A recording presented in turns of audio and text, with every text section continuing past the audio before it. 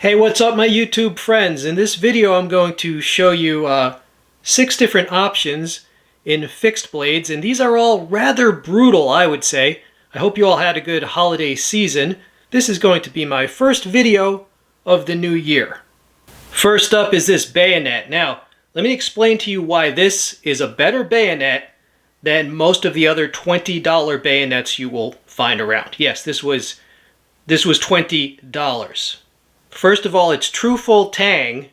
This thing is 5.5 millimeters thick, right? And it's pointed as all hell. Now, I was skeptical about that tang. I was like, is it like full tang? So I took this apart just to make sure it wasn't some sort of welded screw tang like you'll see on cheap stuff. No, this really is true full tang. I can verify that. I was wondering, how did they get this on when it's wider here and here than the cutout? How did they get the guard on? Well, upon closer examination, the guard has a seam. So that guard was actually 2 pieces that they put on the full tang, and then they presumably somehow joined them, maybe welded them. First of all, that is an impressive profile for this blade. I mean, this is a piercing machine. The tang is as wide as the handle, of course. You can see the thickness there. And that's a true full tang. This thing has some good weight to it. I mean, this is what you want if you need a bayonet, and I hope you don't need one, but maybe you just collect stuff like this as well. You know, my dad was in the military. I love military type stuff. And here are the official stats. So the name of this is the K25 Tyrant. 7 inches blade length, 12 inches overall length, 15 1/4 ounces. Thing's got weight. 5.5 millimeters thick. They did not say what the steel is, but from experience with this type of stuff, I believe it's like 420 HC or possibly 440 C or something that's equivalent roughly to those steels. So we're going to go with something roughly equivalent to 420 HC. And the sheath is canvas and plastic. And this was $20. However, it's currently sold out from TEMU, but God willing, they'll bring it back, or maybe you can find it somewhere else. It's called the K25 Tyrant. Here is a quick look at the sheath. So it has that strap there. It's got a little pouch there. At the back, you have a belt loop. That's how they've done that. Got Velcro. It has this part which fits into the blade, so theoretically you can use it as a wire cutter. I have not tested that. I'm not doing trench warfare. And as far as use as a bayonet, it has this here. And again, I did not purchase this as a bayonet, so if you want to stick it on the end of a rifle, someone else will have to test that. I do have a lot of firearms, but none are the kind that would accept this. But as just a beefy combat knife, it'll sure do what you need it to do. Next up, we have a brutal combat knife from Sativian. This is the ST-36. It's a beast. Now, when I say it's a combat knife, that's just my categorization of it. 7.7 inches in blade length, 13 inches overall length. It is 20 ounces in weight, 8 millimeters thick. It is Sleipner steel, which is a super tool steel, right, made by Bowler. Now, I'm not sure if this is an actually that, like imported, or they're just using the same formula. It doesn't fucking matter, all right? Sativians have a very strong reputation. They've been tested quite a bit. 60 to 62 HRC. The handle scales are G10, Kydex sheath, and this was $80. All right, so here you see that G10 handle scale. It is very grippy. It has an extended tang with a lanyard hole that you can use as an impact point as well. And you see that thickness there. I mean, this makes my 1/4 inch thick tops knives, you know, look thin. This is a beast. It's got red liners. Now you might be asking why? I mean, why do they make them so thick? Is it like too thick?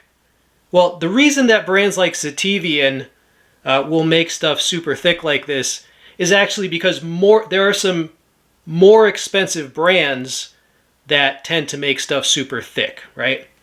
they're trying to give you an $80 version of more expensive knives that go for about $250, right? So that's why the thickness trend.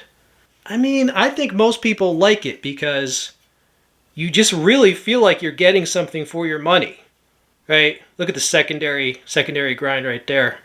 Extreme piercing ability and some good weight to it. You could chop a branch if you wanted to. I mean, the Bowler steel alone, right? The Sleipner steel, way better than D2. A quick look at the sheath for you. It's got eyelets. It is Kydex. It does hold it. Has a part to push off of. It's got a tech lock looking thing here. You push that, right? It will open the loop. Push it that way and it's locked. And you can free the blade like so.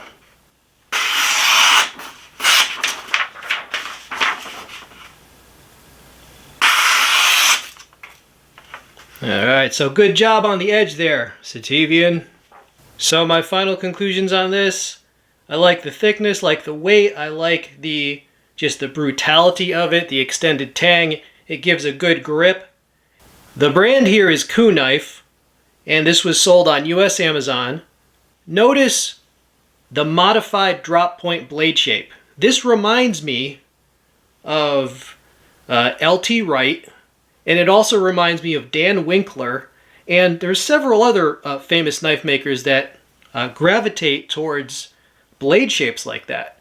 And I like them, and therefore I like that blade shape. All right, so this is like a budget take on stuff like that. 5 1/4 inches blade length, 10 inches overall length, 8.7 ounces. It was $28 on US Amazon. The steel is D2 tool steel. The handle scales are ABS. A quick tour of the features. It has good texture for grip and good contour as well. There is the thickness, like I said, definitely not a 1/4 inch, but it's not like a paring knife either. So there you go. It's rounded there, or beveled. And the extended tang, I mean, that definitely has some intent behind it. It's a modified drop point, and I really like that blade shape. Right? The reason it's modified is because, like, look where it starts dropping. I mean, all the way back to there, right? It included a striker with ruler markings, bottle opener, pretty useful, and a larger than normal fire steel, a little bit better than the normal freebies, so I'm not saying no to that. It locks in. It's secure. It's got eyelets. It's molded. Right, it's got that, which, yeah, there you go. That's to lock it. It's got that loop there. D2, for this price, it's actually pretty good. All right, so that's this knife.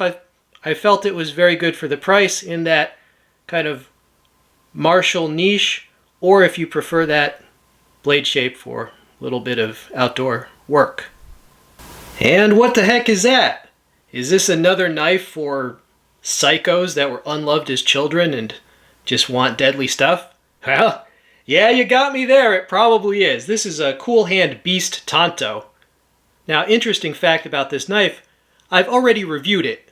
Well, not this specific knife, but I've reviewed the stone-washed blade version of this. This is the black blade, right? The blackout. But there's one with just a regular stonewash that I actually did a full review of.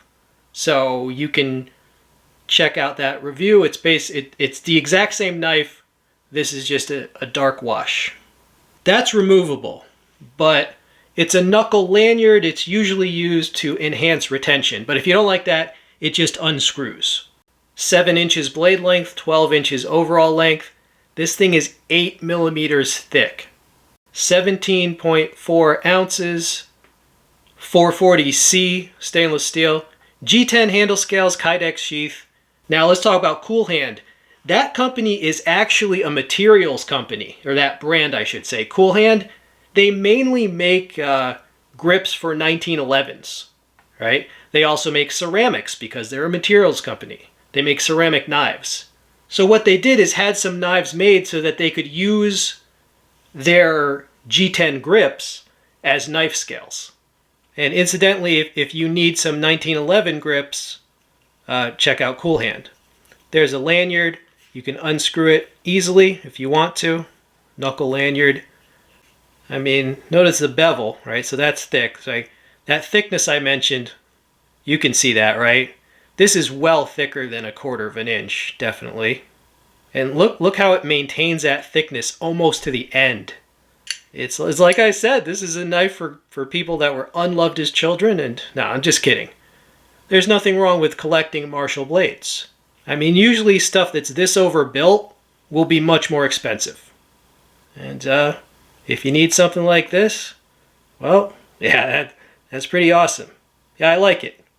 I'm surprised Cold Steel just didn't make this, but maybe they'll make something in the future. As for the sheath, it's got eyelets right there. It holds it in. It's a molded synthetic sheath. And it's got this Tech-Lock style of lock. I can lock it like so. Very interesting knife here. This knife was about $30 on US Amazon, and I believe they have it cheaper on other sites sometimes as well. Now with that blade shape, it almost looks like a fillet knife, but it's way thicker and it's not flexible. This is basically a slicing and piercing machine, right?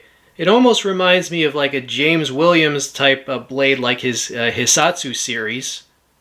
You could think of it as a carving and slicing knife for meat, or you could think of it as a tactical knife. Now the brand here is Huaao. It's sold on US Amazon. 6.4 inches blade length, 11.4 inches overall length, 7 ounces, 3.9 millimeters thick according to them. It is D2 tool steel. Let me show you that thickness there. Right? It's not super thick, but it's definitely not like a flexible fillet knife like you might at first think, right? So this is slim and brutal. For more peaceful purposes, you could just slice up some meat with it, do a little meat crafting with it.